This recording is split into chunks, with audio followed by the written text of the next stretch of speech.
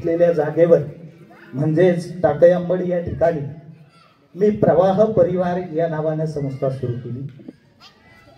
आज 5.5 वर्ष जवळपास या लावलेल्या रोपट्याला उलटूनही गेली. एक काळ कधी आयुष्यात विचार सुद्धा नव्हता केला की हा प्रवाह परिवार इतक्या चांगल्या पद्धतीने उभा राहील. या प्रवाह परिवाराची जी वाटचाल असेल ती इतक्या चांगल्या पद्धतीने होईल याचा कधी स्वप्नातही विचार केला नव्हता.